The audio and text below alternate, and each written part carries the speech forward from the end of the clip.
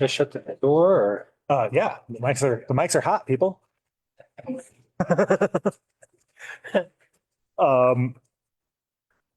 is 1:09, Thursday, October 30th. This is technically a special meeting of the Board of County Commissioners. This is really our joint meeting with the municipalities to discuss the fire authority. So the first thing on the agenda is public comment. Do we have Hey, any guys. public comment? Wondering if you can turn on the cameras. Oh, yeah, let's do that. And then Megan, will you let John Curtis in? Yeah, I've tried to promote him as a panelist, but he keeps declining. So if you could accept that, that would be great. I think Peter's on there also. Peter's a panelist. Okay. Okay, John, So text again, me or he also something. crossed Kelly Babian over too. Kelly's crossed over and John Okay. declined again. You want me to text John or do you have his contact? Can you text him? Let me see here. If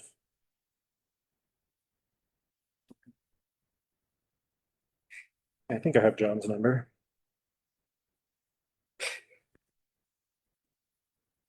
I just gave him the ability to speak if he wants to.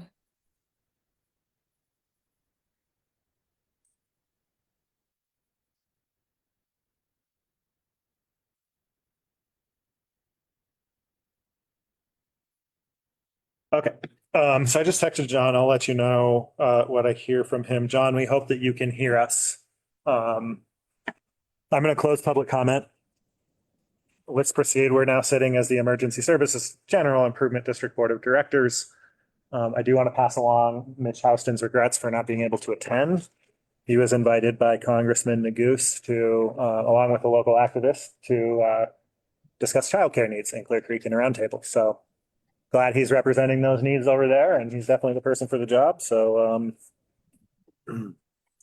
otherwise, present, well, yeah, let's do introductions and then we'll hand it to Jonathan. So I'm George Marlin. I'm a county commissioner from the Idaho Springs district.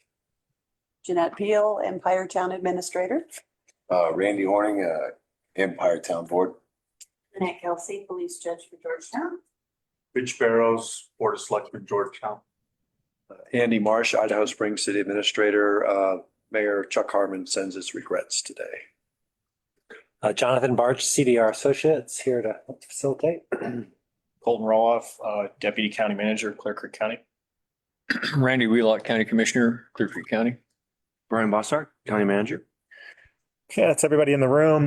Let's go. If you're in the cloud, will you guys, we'll start with Peter. Peter Lichtman, County Attorney. Kelly?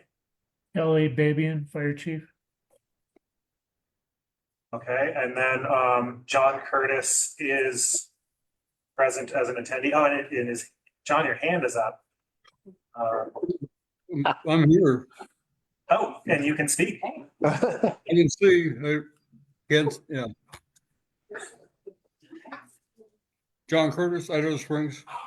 Okay, great. John, Megan is sending you invites to become a panelist.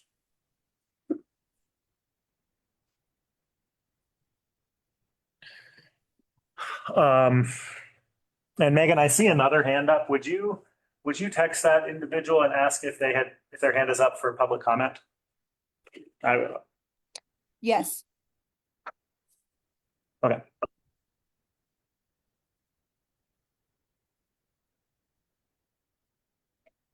All right. There's John. There's John. All right.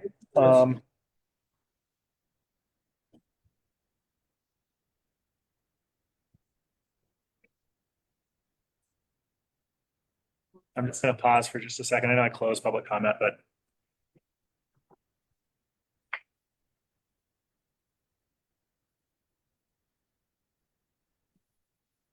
Okay, I've double closed public comment. I hand it off to our facilitator, Jonathan Barch. Good afternoon. Looking forward to this meeting. And Megan, could you project slides? Yes, on it. Our agenda today is pretty simple. We want to get an update on the community survey, both in terms of timing, when results will be known, sort of how to interpret those results, and maybe go to the next slide. Thank you. So update on survey, and then finalize the revised IGA and plan for approvals. Andy was telling me about kind of their timeline in Idaho Springs, and we just want to get clear about that. Want to do a bit of kind of acknowledgement of the hard work that this group has done. And talk about any other next steps, including that a potential another meeting to interpret the results of the survey once you get feedback back. So that's what we're about today. Anything additional to be added to the agenda? Setting meetings. Yeah, I was going to include that under the next steps, and the week of December 9th. I put it on a slide after the last meeting. Thanks, Lynette. Jonathan, the community survey update might be a little bit of a complicated conversation. I wonder if we want to discuss the IGA first, Happy to do that. because that's the higher priority, and then we can use whatever time we need for the community survey. Yeah, absolutely. We went back and forth about which one goes first.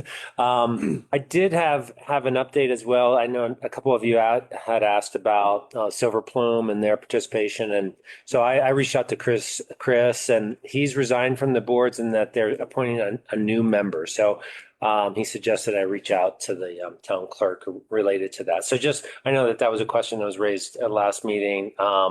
And wanted to give you that update. So maybe anybody opposed to swapping the order of the IGA and that piece?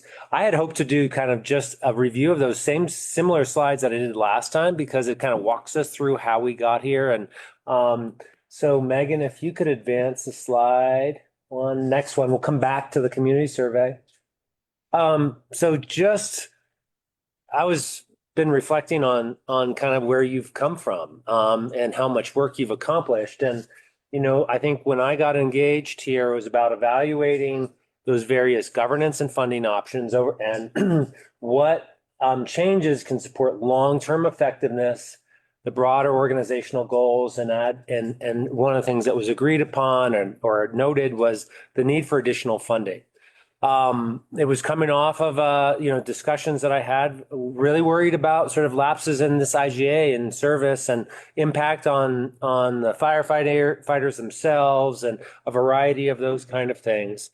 And we agreed to sort of a series of, modifications to move this group toward that. I think we're there. I'm hoping that today when we finalize the IGA, we are there. Next slide. So we had looked at those options, status quo, of modified fire authority, a special district, and ESGID, and we looked at it from those funding, governance, staffing options. Next slide. This was an interesting kind of discussion about what's the vision and values of this group. This group of municipalities are coming together. So, we worked and brainstormed so much to a couple people's frustrations around some of this, but I think it's valuable, actually more valuable now going forward, to thinking about what is it that you're hoping to accomplish? What are some of the values that you want to see expressed going forward? Effective fire prevention and response, collaborative, representative governance, the funding part, safe, professional, both career and volunteer staff, and a community that we'll get into the survey here a little bit later, but just an educated and engaged community of residents that understand the challenges related to fire and fire response and prevention in the county. So those are some of the things that you developed. Next slide. We did, so, how are we gonna evaluate whether what we come up with works? And so here are some things that were important to you all, which is, innovative and proactive, collaborative, accountable, sustainable and sufficient funding. Again, many of these are sort of repeats, but there's some additional detail in this that help to give context, in my mind, to the IGA itself. Next slide. So we went through a variety of outcomes with governance and funding. We narrowed those considerations for a variety of reasons. Next slide. Obviously we're here today, agreeing on a time frame for a revised IGA, so there's no lapse associated with that. Next slide. What you'll see in here is expanding board representation, particularly was particularly important in the early part of this community survey, and a timeline about kind of when and how you're going to go, whether or not you're going to move forward with a Title 32, but that exploration. Next slide. Next slide. And so I just say that in terms of kind of recognizing the process that you've gone through to get to where we are today, and I'm interested in input that you've received from your member organizations on the revised IGA. Are we ready to adopt or to finalize when? And so really would like to hear from the jurisdictions as the whole group about kind of where we are on that.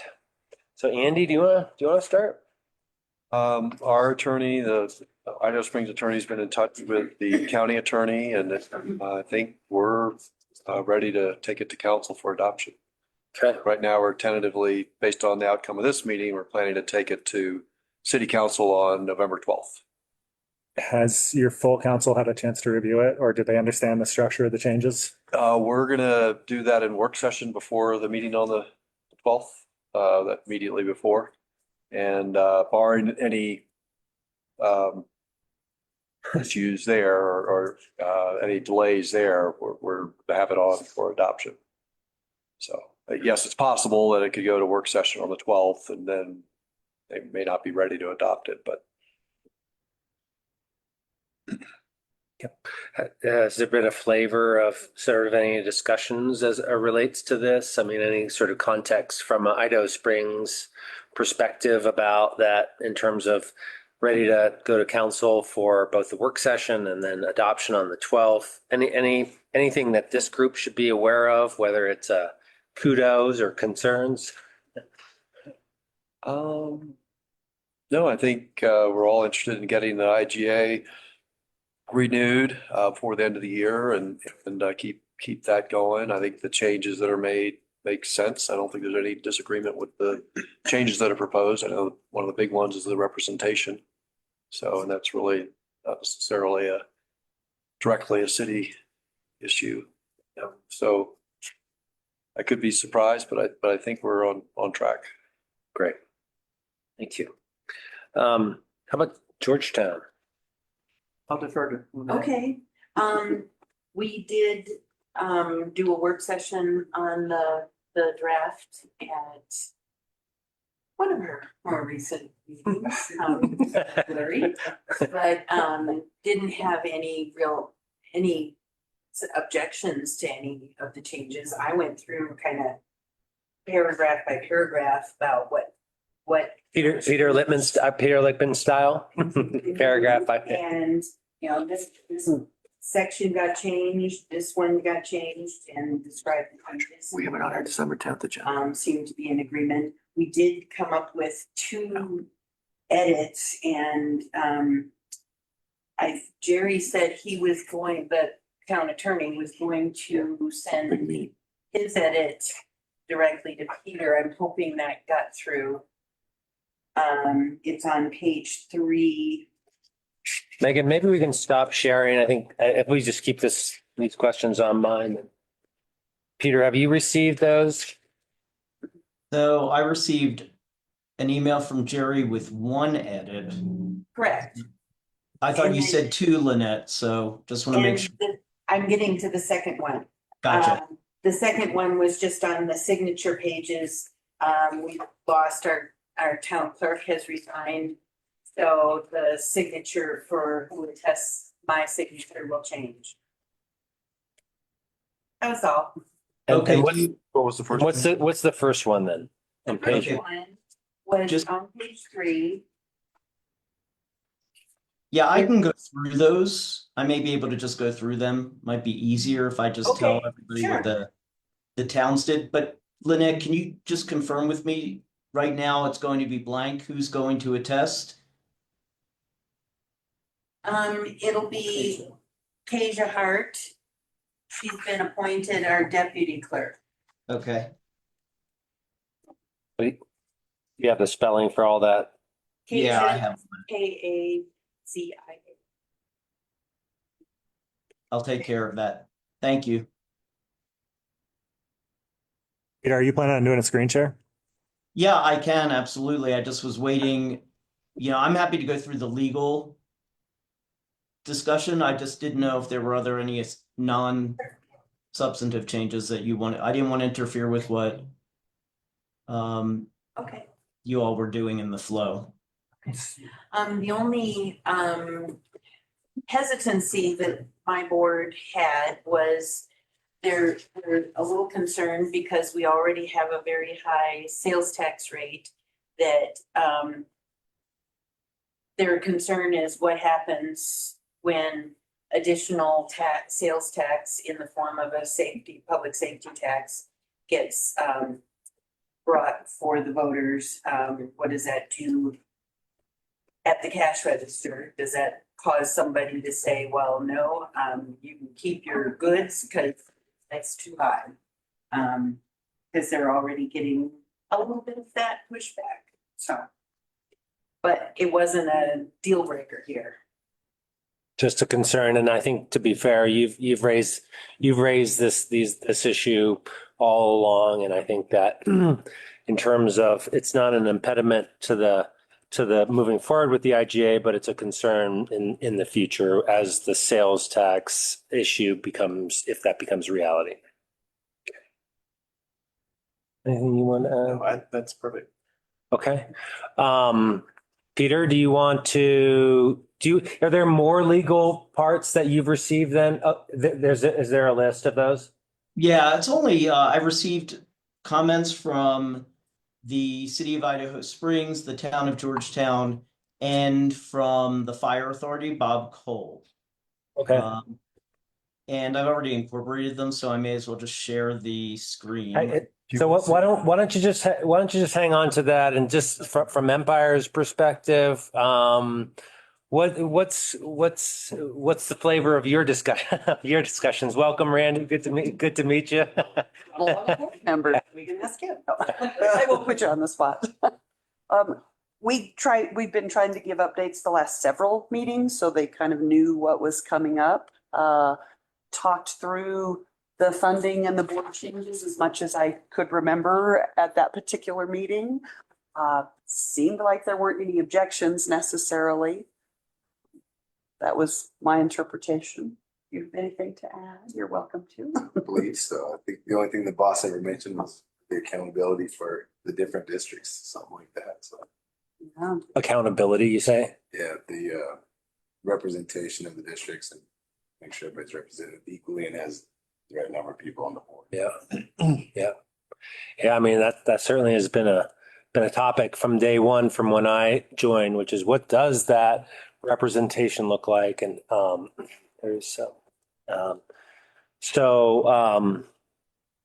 any excitement? Just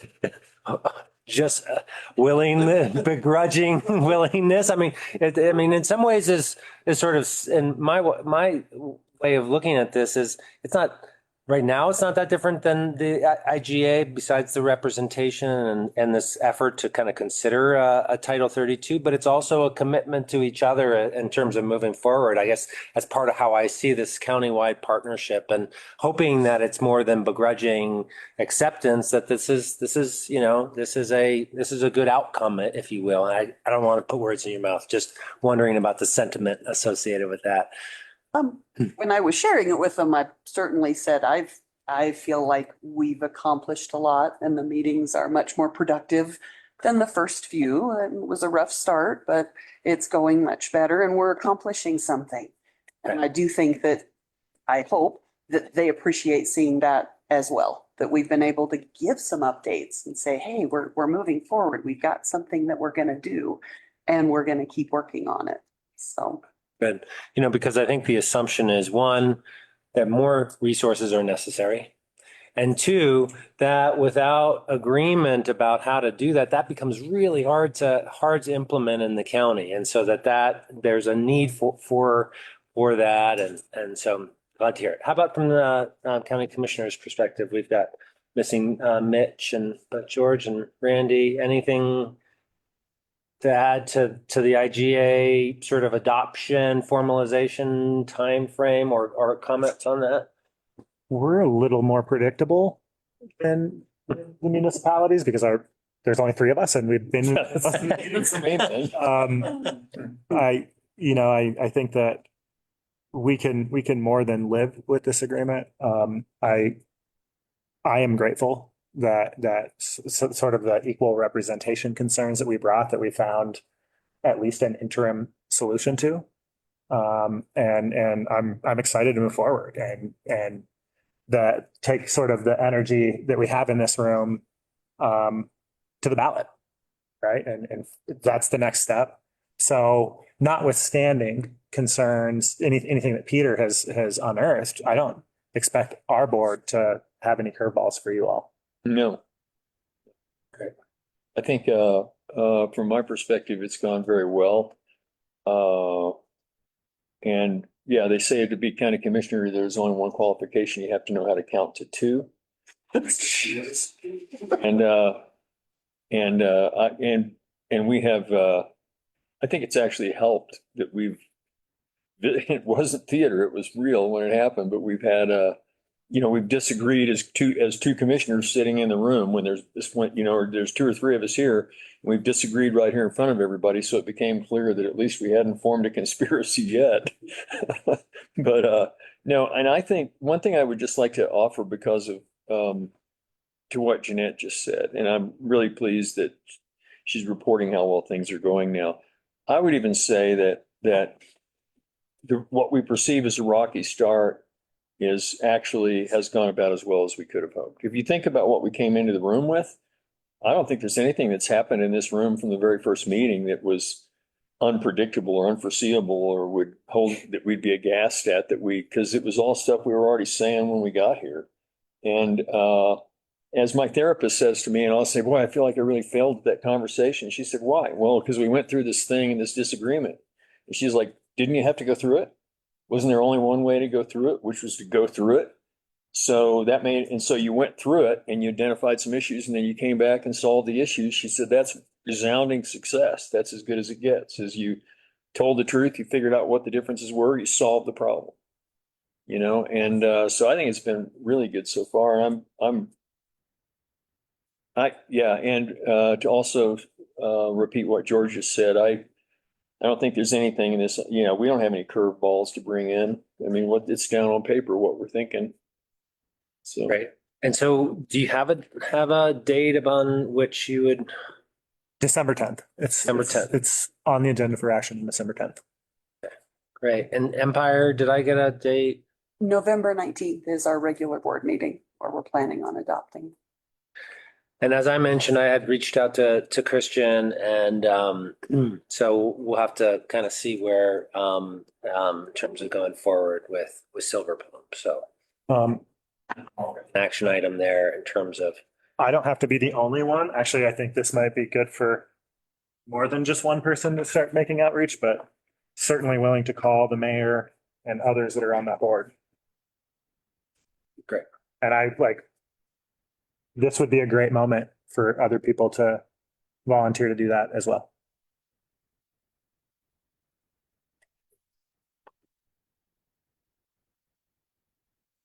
Looks like you're it. I'm happy to do it too. I mean, but I don't think it makes sense to do that from who I am.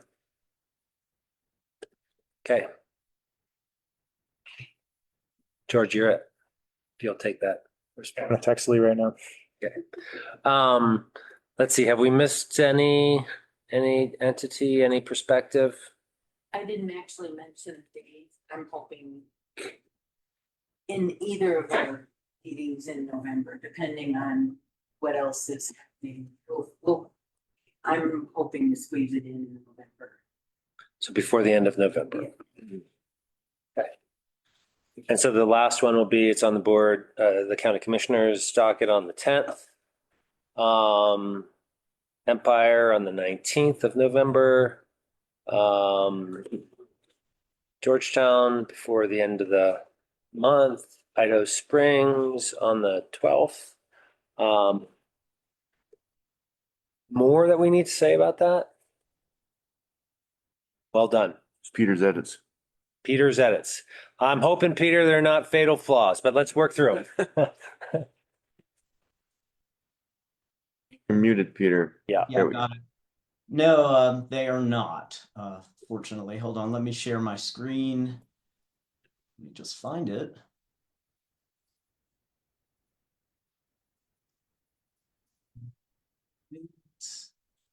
Sorry, I'm just trying to see if I'm sharing the right one. It looks like I am not. Here it is. All right, is it on screen? It is. Good, okay. Now I just have to expand this, sorry. I'm just trying to open up the doc. Okay, so if you look at this, there were minimal changes. The Georgetown attorney reached out and wanted just to clarify. You'll notice I made some changes here. I'm pointing to them. This wasn't a suggestion from any of the other attorneys. It's just I wanted to make sure our citation form was consistent, so that's one change. But anyway, if you look at 5.5-8, you'll see I added a subsection 3. That was a recommendation of Jerry Dahl, the attorney for the town of Georgetown, because that specific question addresses the powers and authorities of the fire chief. So he just wanted to distinguish between that and the authority of the board. So that was one change. I had no objection whatsoever to that. Any questions on that? No change to the powers and authority of the fire chief? Yeah, it was just adding the subsection that referred specifically to the fire chief's authority. It's a statutory citation. It would have been fine without it, but it just gives you an even clearer point in the statute. That subsection 3. You see that in under 5.8 and where I'm citing to the statute CRS 32? Yep. Yeah, so that's it. See heads nodding. So raise your hand if there's a problem. If there's a problem, how about that? And don't be shy. I know you're not. Sounds good, Peter. Okay. Going further down. Sorry, I don't want to make you dizzy in the room. It's just probably easier to do this. This change in section 27 was recommended by the attorney for the city of Idaho Springs, just to make it clearer that any lease of facilities, such as, for example, fire stations, those leases are subject to the applicable respective legal requirements and approval processes of each party. Basically, in this case, Idaho Springs requires an actual lease and wants to ensure that the IGA itself is not purporting to convey those rights, that lease right. It's completely reasonable, makes perfect sense. So it just clarifies some language that's been in there for probably since inception of this agreement early on, but it just adds a little clarification, which I think makes perfect sense. Discussion, go ahead, George. Do we have leases in writing for the, Kelly, you might be best to answer this. Do we currently have leases in writing for the fire stations around the district? Kelly, can you hear us? I may be able to answer that, which is that because I did reach back out to the city attorney for the city of Idaho Springs, and it's unclear. It's apparently been an issue that has come up before. Those leases do not appear to be in place. I'm not sure if they were ever in place. We just wanted it clear that should it come up, it is subject to the each party's act. What we did not want to do, and I'm being very candid here, is open up a can of worms. Part of this has to do with the fact that we also have amended the section to reflect, and I'm sorry, let me go off camera for a little bit for just 1 second.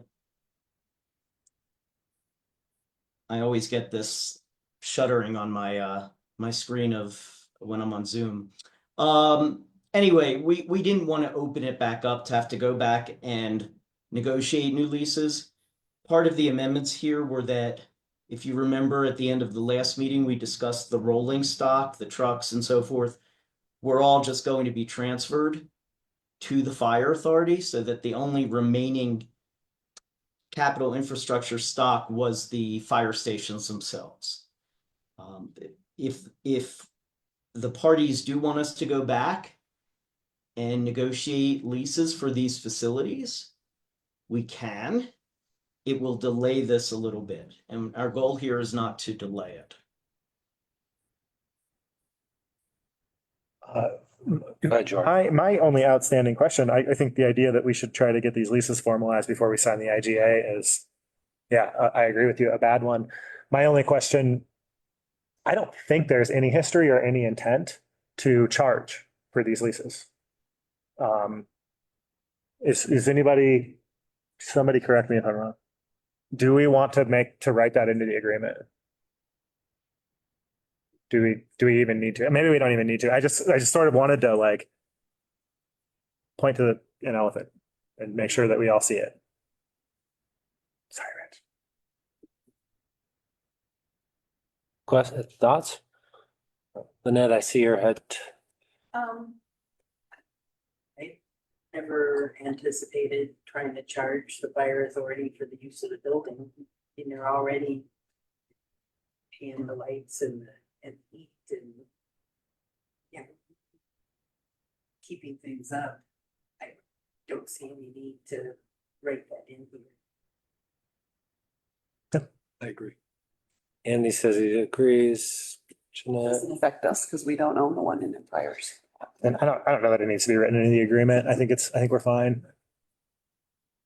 so two things, not, that doesn't need, the assumption is related to, there's not going to be a charge for the leases. Secondly, there's not a need for, prior to signing of this IGA, to figure out all of these leases, and the proposed language here. Any heartburn with that?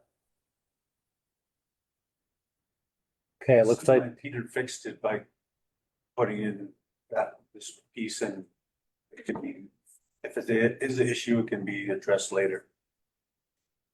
thanks for that, Rich. Okay, so I think that's good, Peter. Thank you. Thank you. And then I had been asking the fire authority for them to consult with Bob Cole, and then I reached out directly. Bob is out of the office for a couple weeks. He did respond to my question about the statutory language, a statute that had since been repealed. So we've adjusted it to refer to just the title and article and the part that is referenced rather than the specific statutory number. So that's what you see in the first correction. And then he had suggested that the entire section 35 be reworked. He did not really propose any language for that. And I responded that I don't even think the section is necessary, because if the fire authority disbands, Colorado law will govern what happens to the funds in the pension fund. So this idea, first of all, the language that's in that section is no longer valid because the funds are not distributed to the parties as indicated. That's no longer consistent with law. So I don't really feel that that provision adds anything. Certainly, should the fire authority ever be disbanded, the determination what will happen to those pension funds will simply be governed by the statutes. Typically, just so you know, it means that those funds will be held in trust until whatever successor organization is created. It isn't going to be a specific thing held by each individual party. So it doesn't go away just by the dissolution, but it has to be held in trust. So that's why you see that in it. Anything here? Heads nodding. Lynette, is that? Yeah, okay. Okay. Okay, and the only other change was that in paragraph 47, we added that should the fire authority dissolve, everything goes to the county, including the municipal fire stations. And their town halls, right? And their town halls. Thank you for getting the joke, George. I appreciate it. Their personal homes and. Their personal homes, everything. Whew, I'm You so glad you name it. got Wow. it. I wasn't sure if the room was What about going to our be just debt? really quiet. It's not The humor curveball. was, I mean, you guys expected that, right? You also take on any debt, right? Charity humor. so- That's what I'm talking about. And then we've, So that's it. No, that is it. Very simple. There were no significant changes to what you saw, what I sent out on the 18th. Other than that, I may have cleaned up a couple things here and there, but I'm going to stop sharing my screen if that's okay. so coming back to it, well done, Peter. Thanks so Thank you. much for tracking, for engaging with legal counsel, for really helping to advance us on this document. We're still seniors. There you go. There we go. Yeah, really appreciate that good work. And I think we'll put a cap on the revised IGA. John Curtis, please. We can't hear you. John, we can't hear you. We cannot hear you. Nope.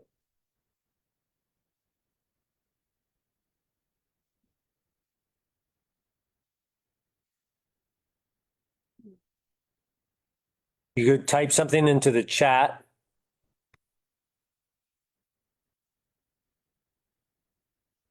No? Okay. Sorry about your audio. John, if you'd like, you can text me too. Or Okay. Yeah, well done. So put a cap on the IGA, get it signed. I think the only outstanding question, at least from what I heard, is that, in terms of while you're not expecting any curveballs, Andy, that, you have a work session, we'll know on the 12th if there is any sort of concerns related to that, but you don't anticipate it. Awesome. Well done, everyone. I think we'll go to the community survey then. Piece, this might be a shorter meeting today than anticipated. Do you want to, Doing this? yeah. Okay, so we met just before, and you guys all have the survey, right? Okay. So we met just before this meeting to. John, did you have a copy of the survey? Yes. He's on the survey team. He was in our meeting. Yeah, duh. Okay. We lost John. Maybe that's just because this camera's off.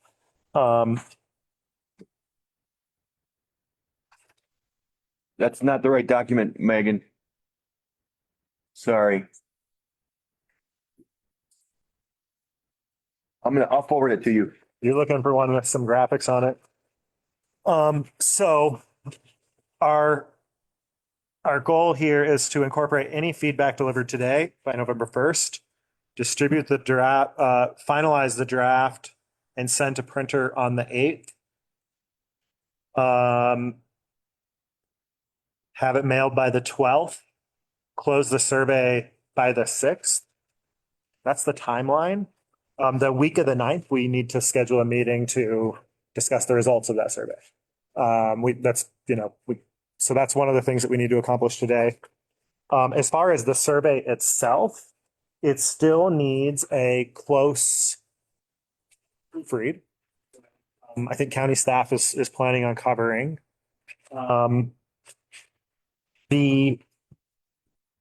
Rather than look at the language, I'm not trying to silence anybody if there's language you don't like. The observation that was made by the survey team, there are two observations that I think are worth discussing. One is the font is really small and there's a lot of text here. And so we want to hear suggestions about what can be eliminated from this. The suggestion from the consultant is, I think this is the third page, additional factors impacting CCFA. About increased call volume feels crucial and compelling. The rest of them feel like maybe they can go. And that will definitely create some space for the text just to be longer. So kind of looking for consent on that, asking the broader question of what else do you guys see in this thing that you would highlight, put on the chopping block. And then I got to stop using phrases like that. And then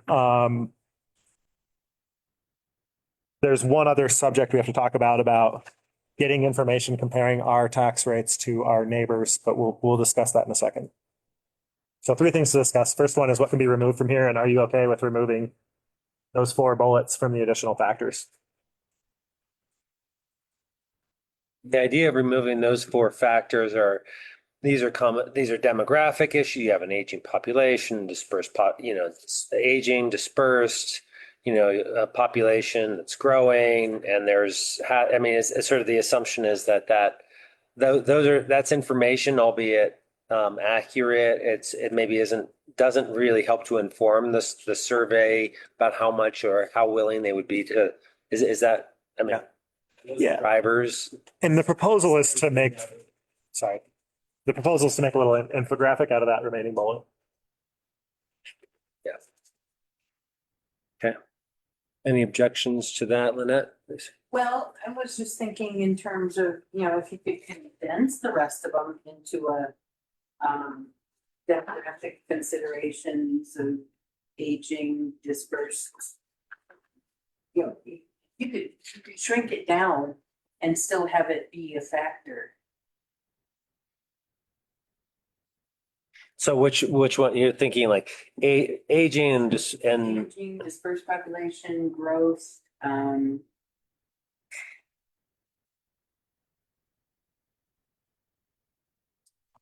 those all fit under a demographic umbrella, just could be shrunk. So like create 2 infographics, one about sort of our demographics. Yeah. And not to debate with you because I don't have a strong position here, but I think the logic behind removing that was that maybe people kind of know that about the community already. The big community, dispersed populations, kind of an older community. But I like that's. I don't have any objections.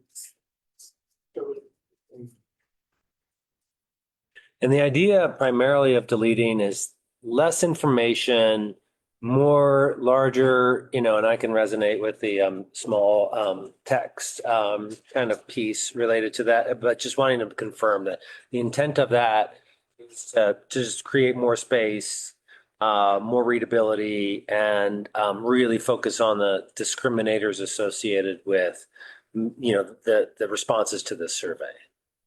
Okay. Anyone else thoughts on that? I am going to pass that note on to Bill, and my instinct is to lean on him to decide what to do with it. Sound good to you?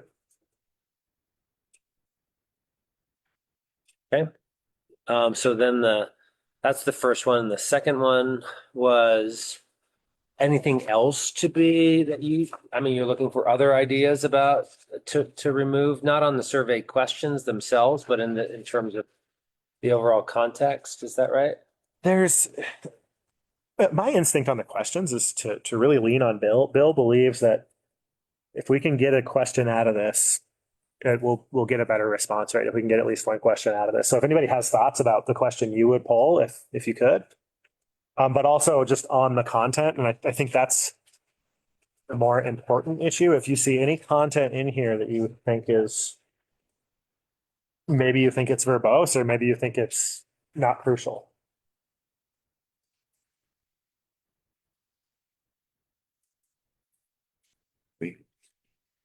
Send comments to me. But one, just a lot of work clearly. So Yeah, I think I'm just gonna like pause and let it be quiet for a minute, and let people kind of read through this, and then if we don't hear anything by then, we'll leave a window open for you guys to email comments to Brian. That window will close on Friday, right? Isn't that what we agreed with Bill? Deadline. He set a hard deadline for feedback by Monday. I think to help Brian meet that deadline, maybe a deadline for us of Friday, if people don't feel like that's too fast.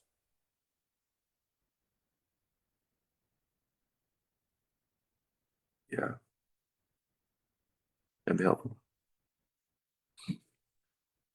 yeah, let's take 5 minutes and do a review. We can stand up.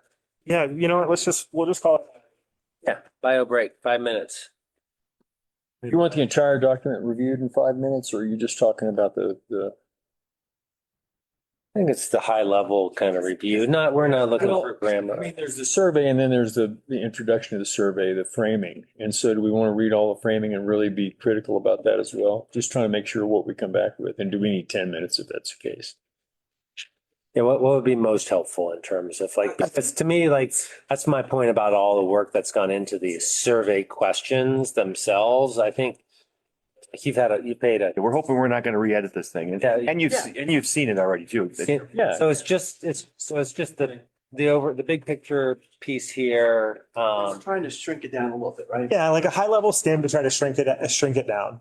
And I think either questions that you think are not relevant, topics that you think are less relevant, or if you look at a paragraph and you're like, wow, I think I could do that in 100 less words. Like that's kind of. And I'm not suggesting more or less. I'm just asking what the task is in front of us right now for the next. High level review about, are there sort of things here that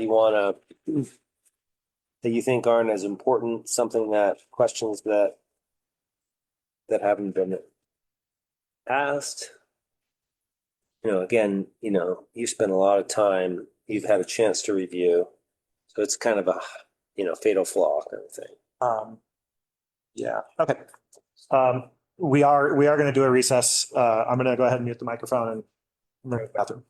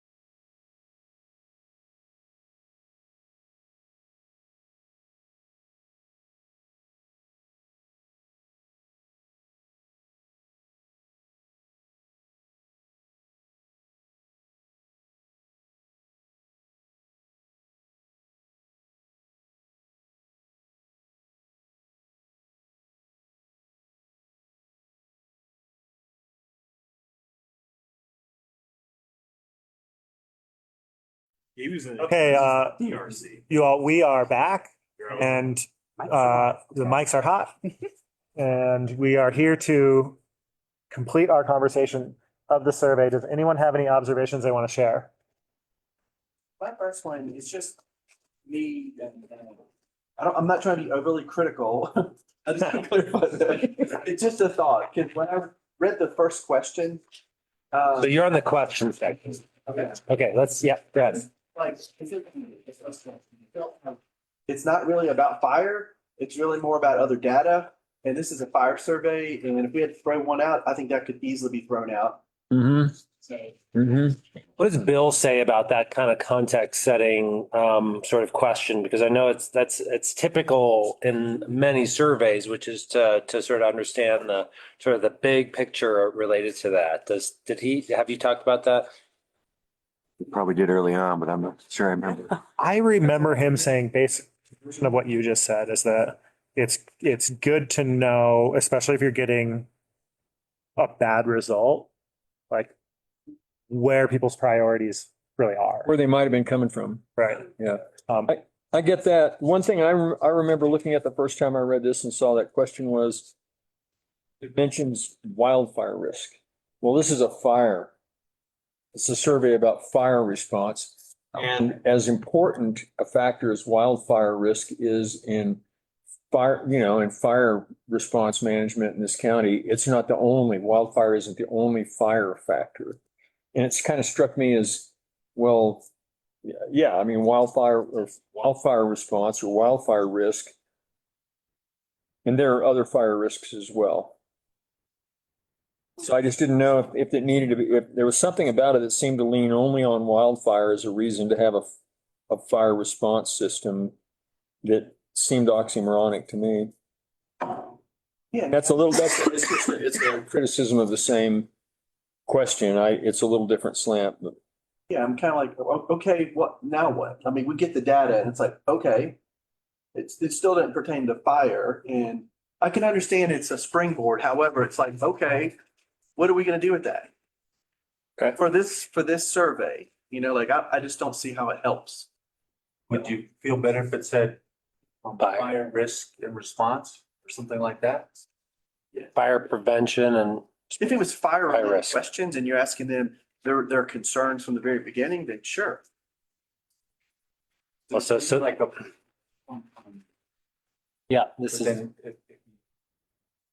of wildfire, like prevent fire, make it fire. prevention risk. But how's it more say? But if we're trying to eliminate and, cut some stop the clock stuff. It seems to, so I hear you, Rick, and I'm sure that the consultant has a reason for this as sort of generally outlined here. Let's keep moving with that note, which is like, do we really need this? Do we really need this question? I've got that note in addition to Randy's observation, and if the group agrees, I think the best thing we can do is take this stuff, get it to Bill, explain the thoughts in the room, and then rely on his expertise. Yep. Other thoughts on let's stay with the survey questions. Again, we're not wordsmithing, but we're talking about conceptually about, sort of similar to what Rick just talked. Do we need it? Does that get you? Anything else there? Might as well, yeah. And I had a question on the question 9. Providing up-to-date firefighter safety gear and emergency equipment, and then down 3-4 blocks, it says maintaining fire equipment. Or no, purchasing fire engines to ensure high quality emergency responses. Two seem like the same question. They're both emergency equipment gear. Just for shortening. And one's an engine, one's gear and equipment. Do you need And them? then the last one. One's rolling stock, one's One's specific to firefighters. Yeah. Yeah. Might be able to group them together, but although they are two different line items for purchase. Mhm. Okay. Anything else? How about if we go back to the context then? Does fire station, the fire headquarters have a PO box or is it actually a street delivery? There's not street delivery into one. Okay, then we might, if we're saying we want it mailed back, the survey there, we should have a PO box. Along with the street address. It's a good catch. Drop off or mail, 681 County Road. Good catch. Yep. Can't mail it to 681 County Road. It's a good catch, Andy. Yes.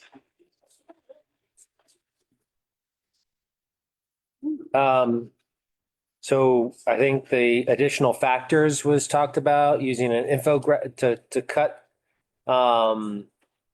those 4 bullets, keep the increased call volume, make that into an infographic as and then as such being able to expand the readability of the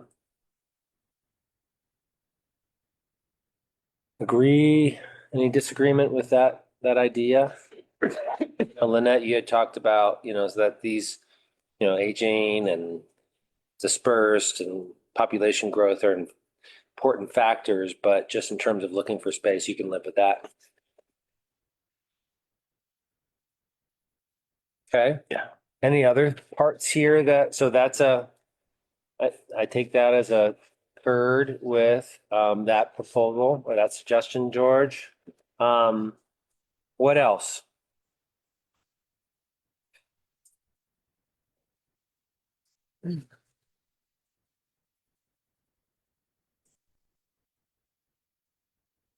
With that, if we would make space for that, presumably use of an infographic, expanding the size of the font. All good? So on the funding options, So you're back. sales tax would be a dedicated new tax, sales tax. But the mill levy would be an increase. I mean, we currently have a mill levy or the equivalent in the municipalities. So do we want to, instead of just saying a dedicated property tax, say something like increase current mill levy from, or equivalent or some wording like that from 4 point, whatever it is, up to 14? So I think it's currently we start on the fiscal year funding, it's 4.5, 5, something. 6.9. So it'd be an increase in a dedicated property tax. Andy, I think your question is, do we want to focus on the increase or the new total, right? Well, I'm just saying, with the sales tax, it's a brand new tax dedicated to the fire and emergency services, but the mill levy, we already do have dedicated mill levy. Which they've also already introduced on the previous page, the very first Correct. paragraph. But I think there, we're talking about not a new mill levy, we're just talking about increasing it to 4.67. I'm not trying to split hairs, but we do already have a partial mill levy that goes towards the fire service. Do we state increase the existing mill levy from X rate to Something like that. X rate? That would be my suggestion. 0.569 Or an to increase of X number of mills. You capturing this? Yeah, I get it. And I know we're not trying to wordsmith, but I just thought that, again, that is something, that is a funding mechanism that already exists. The sales tax is new. Mm-hmm. And the other thing under the funding options, we might want to say is that it doesn't have to be either. I know it says funding options, but I think we should also state that it could be a combination of those two. Talked about that, am I right that these options, I guess these options are either or right now, meaning that if we go with a sales tax at 1.45, that's adequate. If we go with a mill levy with 14.67, that's adequate. Do we want to even suggest that it could be Combination. that was nation, or do we not just want to go there? Can I point you to option 3 in the gray box? Oh, you might not have a gray box because the copier didn't pick it up, but we're looking at page, I'm not organized to know which page. First page of the survey. First page of the Last survey. question. Thank you.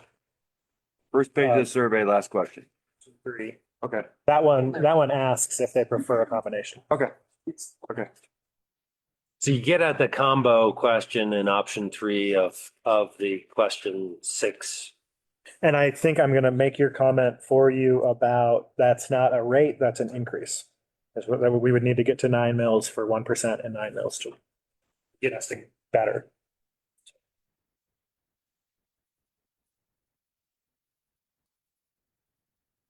Yep. Upper tax increase, Yeah, he calls it an increase in option 2.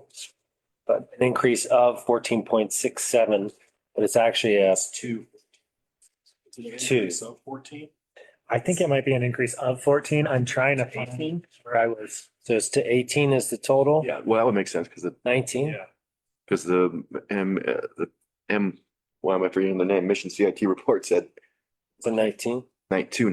Yeah. Yeah, we 14.84 is additional mils, need to clarify that. not final. Okay.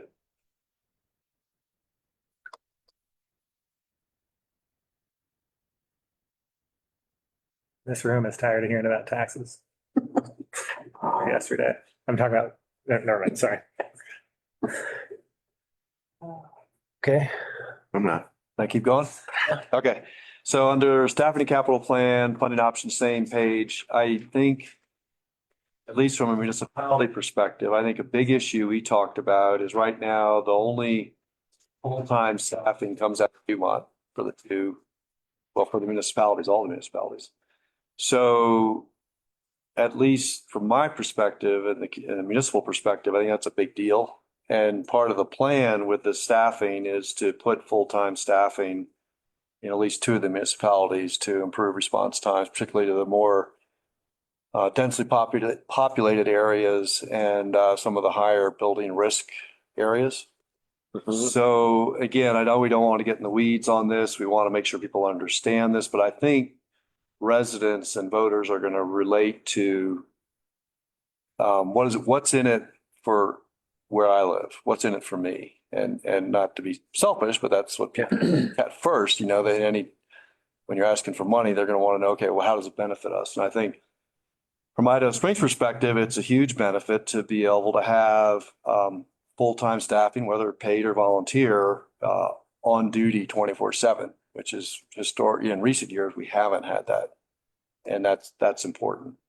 So I'm not quite sure how to communicate that, but I think that's probably an important piece of this staffing plan. I mean, it does say we get 6 paid firefighters for 2 million, and the fire inspector and the captain, but okay, well, what does that really mean as far as response?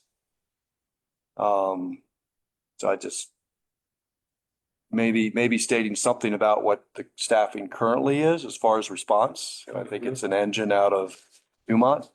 And what we're going to is staffed engine in Georgetown, a staffed engine in Idaho Springs. And I think people will relate, say, oh, okay, that's expanded service. That means, rather than there aren't volunteers available, I'm getting a response from Dumont to either of those municipalities or Empire or Silver Plume. It's, we have one on the east and one on the west.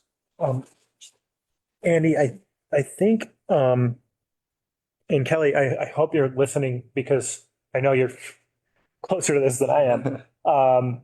He's got his hand up too. Yeah. He's with us. Okay, then my understanding is that the staff that we hired this year in this budget gets us the staffing we need to be in Dumont or in Idaho Springs and Georgetown. Okay. The 6 additional firefighters gets us enough staff in those municipalities for like a full response, a 2. Correct. Like minimum staffing. Right.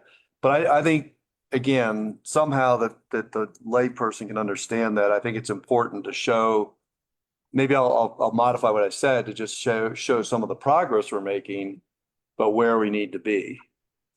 So maybe we tout that, hey, now we do have some we do have some staffing 24/7 in the 2 municipalities, in Georgetown and in Idaho Springs. But this would help assure at least a minimum level of staffing or something like that, whether it's 3-person engine, or whatever it is. Does that make sense? Maybe just a little bit more about what are those 6 firefighters going to do for us? What does that mean for folks when they dial 911 in their communities?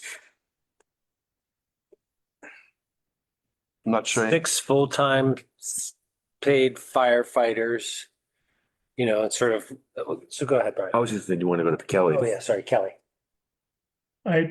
We currently have 24/7 staff in Georgetown. That comes out of what we hired this year. We have staff in Idaho Springs. We're just waiting for sprinkler system to get installed in the station before they can be there overnight. And the 6 additional was in that CIT study suggestion. So that was when we went through the funding that would be required for that, we did a good, better, best column on that. And those 6 additional were in the better. So they could either be put on a additional to Idaho Springs and Georgetown, or what would probably make more sense would be to have them in Dumont, and they could go to either direction as needed to supplement that crew, and actually probably would also include the opposite end. So I don't know. I think we need to define that better in the survey for sure under staffing, so that people would understand better what we have and how this would make it better. I like that. Okay. So we're changing, or we're looking at adding a little more specificity associated with how what you get for the staffing here. We're not going to get into the details of where they're deployed, right? Or are you suggesting that?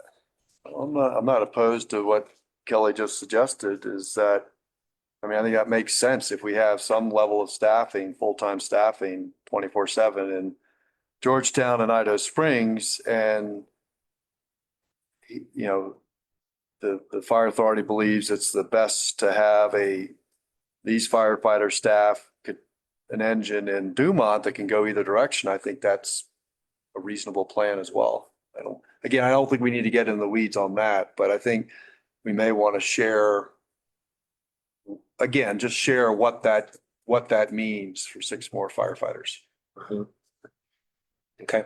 And I don't want to tie the hands of the fire chief to run the operation and get into details of deployment, because you want to show, but you want to show. Yeah, I just think we need to. Yeah.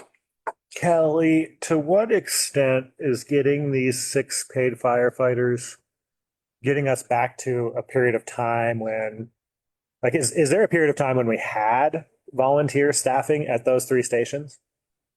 Not staffing at the stations, but available in town to answer calls. We used to have a very strong base in Idaho Springs and Georgetown. At one point, we had about 30 people in each town. So they weren't hanging out in the stations. No, they didn't. No, you know, occasionally during the day doing stuff, and then on those nights where we did training, but they weren't staying there or hanging out a lot. We also had a lot fewer calls back then as well. So in order to put 6 more people on, we could add a 3rd person to the Idaho Springs side, because we put 4 rooms in there. But to add a 3rd person to Georgetown, we're going to have to do an addition to the building, which is in our capital plan for better housing and use of the building for the existing ambulance crew, and for having a 3-person crew in Georgetown. Kelly, I'm asking this I'm going to describe a scenario and ask you to verify it for clarification, because I'm remembering the time that led up to the fire authority. And I recall how robust the volunteer participation was in those fire departments. And it came from a time that had just previously been individual fire departments for each one of those towns. And so there was also a social structure of engagement that was involved that incentivized, promoted a lot of that kind of participation and membership. And it feels like it was like the period of time when the fire authority started was the kind of the descendant of that. Those fire departments that merged into the fire authority became, they brought with them that level of kind of social structure engagement. And if that's true, then the second part of the question is, can you envision a scenario in which we could recreate that level of participation, and would it even be desirable to do so?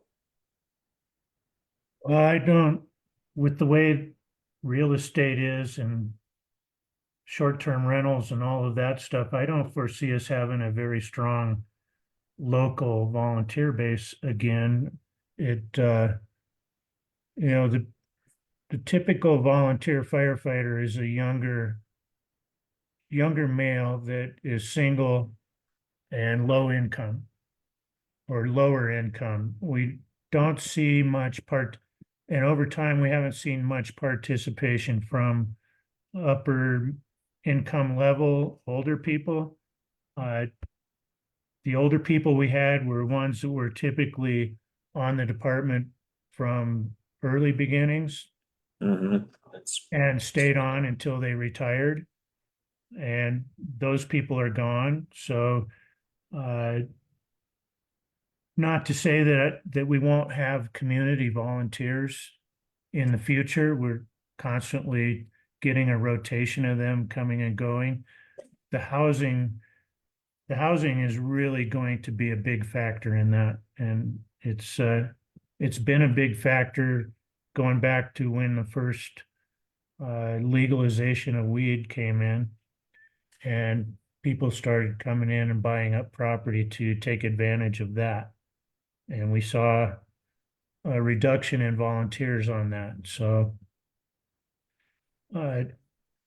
unfortunately, we're going to have to put people on as full-time staff. And that's, really the trend across the country. There's all throughout the state of Colorado, there's a decline in volunteer firefighters because of cost of living, training requirements, time requirements, increased call volume, a lot of factors going into that. But there are some departments in rural Colorado that don't have funding that will be shutting down over the next 5 to 10 years. And that comes out of a session I just sat in last week with the Colorado State Fire Chiefs.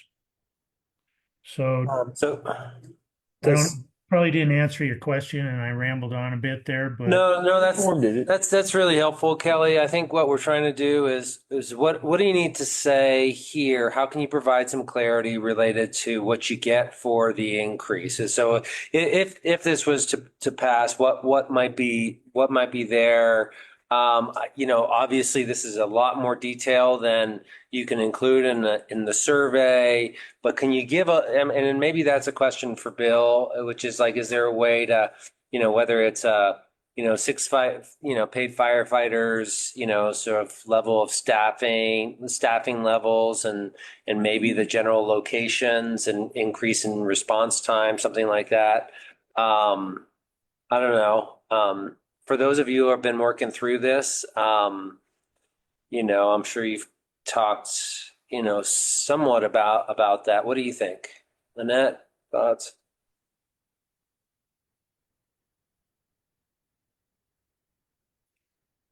while we're thinking about that, I can talk with Bill about that because I know what you're trying to get at, and I think we're pretty close there, but it just needs more definition. Oh, sorry, Lynette. Go ahead. What I have written in the note to send to Bill is possibly add a statement about what 6 additional firefighters might get us. And then I've got a question in here. Is this a return to sort of our historic capacity? So, because what we're going to ask Bill to do, or what Bill's going to say, he needs to come up with 4 or 5 words to describe it. So, Does that seem like a good place to kind of land this and send off to Bill and let Bill work with Kelly on? Yeah, I mean, I think what you're saying again is that we need to demonstrate, you know, sort of what you get in terms of the benefit from this increased staff plan. How do we do that in the confines that we're trying to cut, but give some more more specificity about those 6 firefighters, have Kelly and Bill Ray kind of sort something out on that. The other piece I might add is that we have wildfire mitigation crew. My understanding in our discussions is the wildfire mitigation crew would, I think I heard it would be not, maybe it says full time, so maybe it's year round. But I understand that crew, when they're on duty, are going to be available for wildfire response. So we know we've had some close calls in recent years in the county, and certainly there've been some more than close calls in surrounding counties. There's been some devastation. I think that's really big on the minds of our residents, is the ability to deal with wildfires in the incipient stage. So again, I'm not trying to complicate things, but I'm just trying to think, okay, if I was receiving this, you know, why would I want to vote for this? And I think if we can make a case in a few lines or whatever that this additional staffing between the 6 paid firefighters and the wildfire mitigation crew is going to help us with not only structure fire response, but with wildfire response. I think that's huge, because many people never think a fire will happen at their home. But I think everybody is buzzing about wildfire. The fire getting to their home. Yeah. Yeah. And that affects everybody, if that makes sense, in So a strange way. It'll never bother me, but then you think about collectively, everybody, oh yeah, but there could be a bad wildfire, but may not hit me. So is it wildfire mitigation and response? I maybe Kelly can weigh in on that, but I thought, my understanding is that this crew would be dedicated to wildfire mitigation, but they would also be available for response if on duty or as available or something like that. It'd be Is that strange right, if they Kelly? weren't available. That's correct. We've been using them for, they've been going on any wildfire response, which fortunately we haven't had many, but they're also going on other calls as we need them, you know, specifically if we're having, you know, 2 or more calls at the same time, we can put them out there, because they have their EMT, and they're currently, all of them have their firefighter, you know, their structural firefighter as well. So they will be additional crew if we can keep them. So it'd be a wildfire response and mitigation. Is that what that? Think so. I would probably say that they are wildfire mitigation and emergency response. Okay. So what I've got in the notes is sort of add with wildfire response capacity, or however he wants to phrase it. And also mention that we're talking about year round more than full time. I do believe those seasonal workers are full time right now. Well, they're full-time seasonal. Right. So they do a 40-hour week. So these are full-time seasonal MIT crews? And what we're talking about is expanding to full time year round. So I've got all that noted. Okay. Thank you. Yep. All right, Eagle Eye over here. Good comments, Andy. Thank you for that. Other thoughts on? I have more, but I'm happy to defer to somebody else since I don't want to dominate things. You want me to keep going? I defer to Andy. Yeah. Okay. So I know we're trying to save space. I think the traffic counts is important, but I think that graphic could be done differently to make it take up less space, but just be just as impactful. So I'm not sure we gain a lot by having 2008 in there, because it goes from 31 and 2008, 5 years later, to 13 to 39, and then back up. I mean, our current level is around 35, 36, it looks like. So maybe just what we're trying to get across is the increase, I think, probably in the last 10 years, you know, going from 29 to to, 35 type thing. So we might rework that a little bit. I know that's an important piece of this whole thing is the impact of I-70. As much as I like fire trucks and ladder trucks, I think, and you want to have graphics on each page or pictures, I think that's important. I think we could probably do without a picture of the ladder truck there. Kelly, if you want to have a picture of the fire truck, ladder truck, you could put it in, add it to the front page. Yeah, Oh. it might actually be better to have that picture on the front page because only 2 of those trucks on the front page are ours. Okay, all right. I'm just joking. I don't really, I think it's good to have, a picture of the fleet, but I think maybe that could be consolidated. Yeah, we do need room and that would be a good thing to take out. I think what we're trying to accomplish is readability. And I think breaking up big sheets of text with graphics is a good way to accomplish that. I'm gonna leave this observation in here. And I anticipate that Bill's gonna say, my advice is to have some graphics to be. Well, Yeah, so the graphic I think is, but in addition to that, but is simplified in terms of just showing the difference between 2013, the last decade, 2013 to 23, and if there's space that can be combined there. So because I think that is, like you break up people's, the readability of it. It's just heavy text is not what you do. My first response to this thing, my eyes glazed over as soon as I looked at it. And I'm interested in this thing. I'm gonna. And you actually want to read. Right.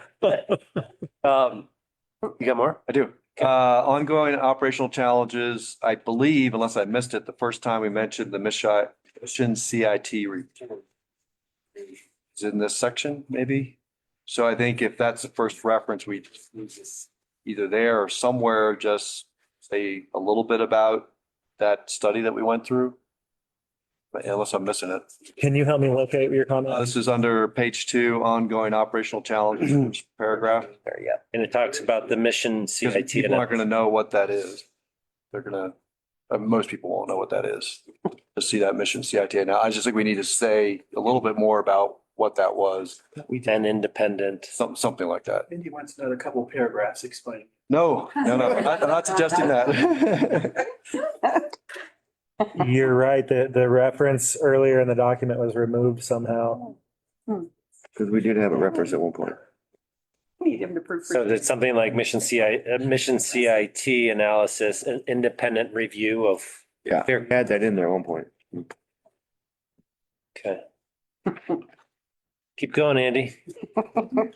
Under fiscal year 2024 funding, the first paragraph, at least the way it read, I know what the intent is, but the way, and I was just, again, trying to put myself in the place of someone picking this up and reading it and taking a minute to do that. It says primarily funded through 4.569 mill levy collected unincorporated area, which is fine, which is matched by each municipality within the authority. So is that clear that it's matching at the same mill levy equivalent in the municipality? Is that clear to everybody, or do we need to just word that a little bit so it's more clear? Maybe I'm overthinking it, but. Funded through collected and unincorporated areas, which is matched by each municipality within the authority. We spent the lion's share of our time on the survey team discussing this paragraph. Okay, then maybe we shouldn't mess with it. Well, I'm not trying to say A lot of work went into this. territory. That's not what I'm trying to say at all. There's every iteration creates a problem, right? Like it's hard to be concise and specific and accurate, right? Like it's easy to be sort of generally accurate and stay concise, but when you start to try to get specific, you need to start to call out the individual mill levies and how Silver Plume has a I don't want to get property tax and Idaho's, I understand not wanting to get into that. I get it. Yeah. But so will you repeat your observation? Because I'll put it. Will people understand that, I guess, when it says is matched by each municipality? I mean, Okay. I mean, like in Idaho Springs, we've chosen to match more than that. So do we want to say at least at the same mill levy level equivalent? Something like that? Do you see what I'm getting at? So, because that's really what it is. I mean, each municipality budgets, what their contribution is going to be. And at least in Idaho Springs case, we've budgeted more than that equivalent of 4.569. And I'm not looking to get into that. I'm just saying, do we want to say maybe something like, which is matched by each municipality at the same mill levy level equivalent or something? At least at the same mill levy equivalent or something like that. If that, I think that the two words "at least" is what I've got in my note is, does the phrase "is matched" sound like something that the public will understand? yeah, Can we add "at least" at the same something like that mill levy equivalent? when referring to? Yeah, maybe something like that.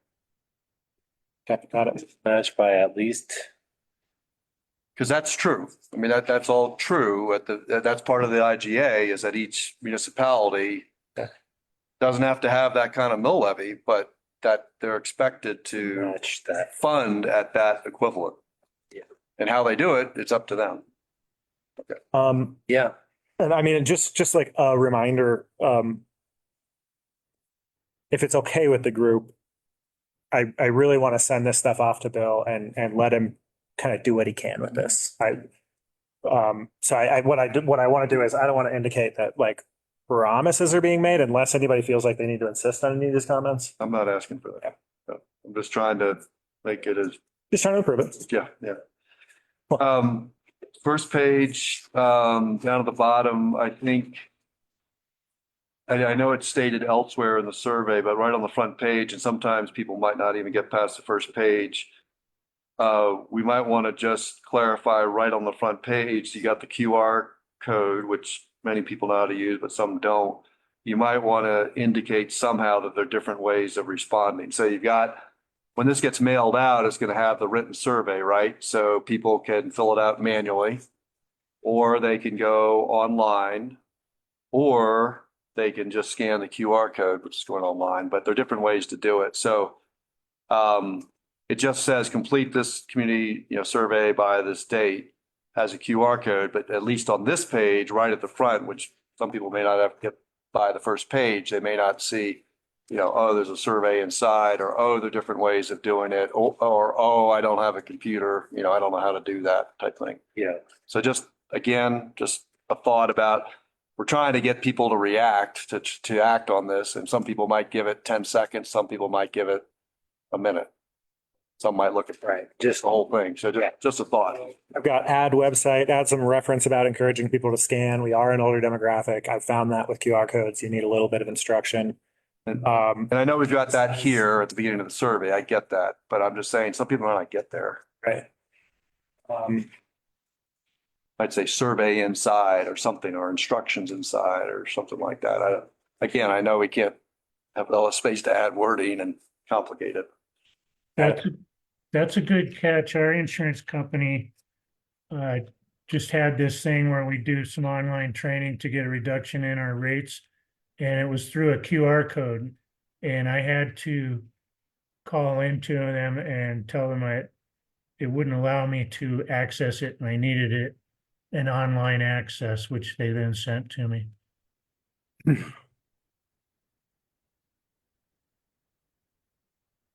More? Only a couple more. Keep going. So, front page, right column, second paragraph, we talk about the increase in emergency calls, which obviously is important. I'm a little surprised by the increase in calls from 23 at 1,400 to 2,200 and 24. That's a huge increase. I'm just wondering what that's about. I knew it's been, going up. But I just was a little surprised by that big a jump in 1 year. You questioning the accuracy? Well, I'm not Just want I don't mean, I'm not trying to challenge. No. I'm just, I don't know, any ideas about what that's about? I mean, that's just for 1 year, that's huge. Kelly? It's mostly medical, Okay, and we're finding we're having a lot of times where we have 2 and 3 calls at the same time.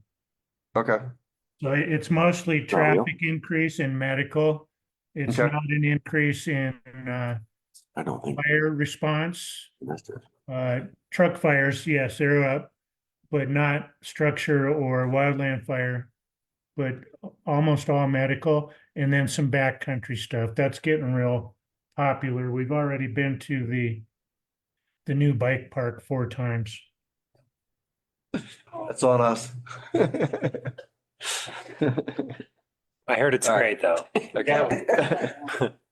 All right, just a couple other things. Conversation about that, but we'll pick that up later. At a glance, first bullet, I think we need to be a little more, I don't think we say likely will need additional funding. I think we say, but needs additional funding. I think there's no likely about it. No, we need it. So I would just suggest provides a high level of service, quick response, but needs additional funding to maintain current shelter. Because if we don't, the current service levels are going down.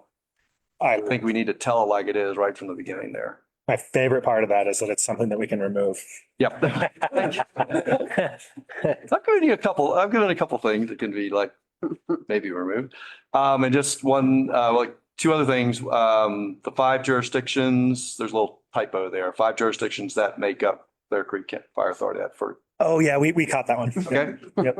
And then one other final thing, and then I'll be quiet, is I think community update and survey, that banner, that should be bigger.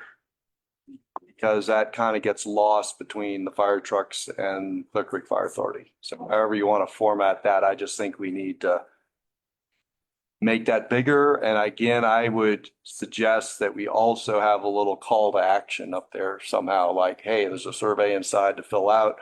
We want your opinion. We want your response.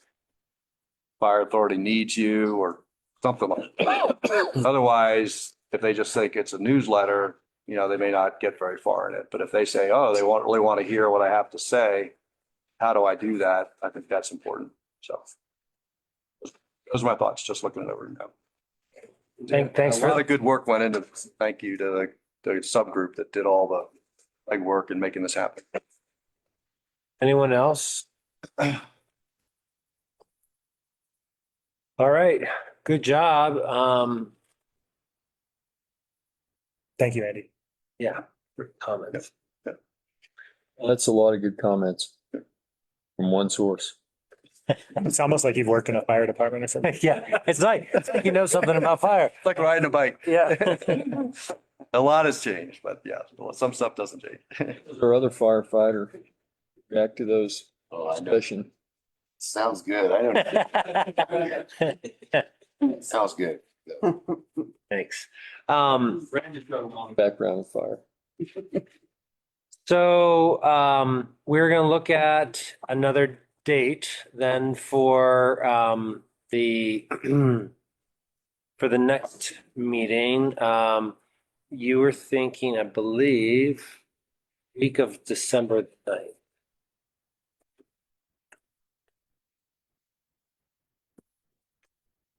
So let's see, county was gonna make a decision on the 10th, right? You're making a formal decision on the 10th of December? The Board of County Commissioners is making a decision on the 10th of December. The bill asked for, he suggested the 12th to give him the most time to analyze these results and be prepared. He said he can push if we have earlier dates. So my opening proposal is the 12th. What's our availability on the 12th?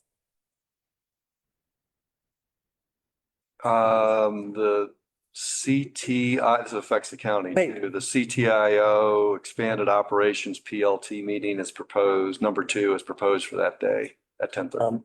I'm sorry, I was going from memory and how am I confused? What did I do to confuse myself? We have a board meeting on the 12th and mayors and commissioners meeting. So No, okay. We're in December. We're talking about the week of the 9th, Thursday, the 12th. Is that, Thursday, this just got scheduled, the CTIO Expanded Operations for PLT meeting number 2 at 10:30 in Golden. thank you all. I had gotten myself confused. So at least 10:30 to however long that meeting goes, 2 hours or whatever it is, since that might not work, but maybe the afternoon. 2:30 to 5? Is- Too big for me. Something going How much time do we think we need? We don't need 2 hours, do we? I don't think so. 3:30, something like that. We're evaluating the data that's coming back, right? Yeah. That's- And we probably, we definitely want to hear about it. I feel like that might. So will it be like a presentation or? He's I imagine he's going to present on Okay. the results of the survey. And then we'll ask Jonathan to help sort of facilitate us through our observations and next steps. I think we need at least an hour and a half, I think, I think so too. I'm just, between the presentation. For me, and trying to plan action, yeah. for me, the 12th unfortunately doesn't work. It works for Laura. Let's retreat to the 11th or the 13th. 11th,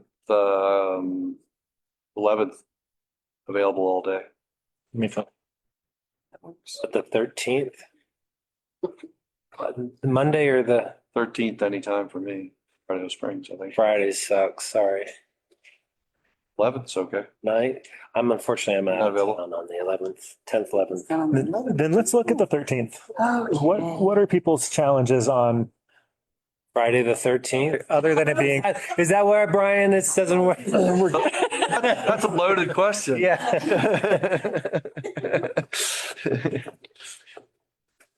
The design fire response, future fire response, what could go wrong with that? What about 10 o'clock on the, or 9:30 to noon on the, or 10 to noon on the 13th? Works for me. It's over by. Do it here. Okay. begrudgingly. It's fine, it's not, I'm not, Should we do it here? do we, I like that. Let's do it here that way. But I know that we got people coming from, Right. so So what time did we say? we've moved it 10? around a little bit. 10 to noon? 10 to noon? All right. Okay. Building. okay. Yes. Right here. This is Minor Street. In a meeting on White House. Thanks, everybody. Really good work on the IGA. Eagle eyes on the survey, good comments. I'm really proud of kind of the work that you all have done. This is good work. Peter, your great review and red line editing. There's lots of praise to be had around this room. So thanks so much, and we'll see you all on the 13th. One question, will this, I'm sure it will, but just asking, will the survey be sent out to the municipalities to post website? The distribution of the Yeah, we'll be glad to help with the distribution of that. We did discuss that. The plan is to create an independent website. Yep. Put it on there and then link that website on all of our websites and use all of our distribution channels to assist. Prompt us on that, or someone will Yeah. prompt us. Bill's gonna send a text message. He's gonna mail it. He's gonna, he's gonna Glad to help. put the effort there, but yeah, we'll do that too. Awesome. Have a great rest of your day, everyone, and hope you enjoy the isn't it the highest holiday? Clock on the button. You're right, she did get us out quite a bit early. It's only 2:59. Okay, we're now sitting as the Board of County Commissioners. We're now adjourned. I'm glad to adjourn a minute early.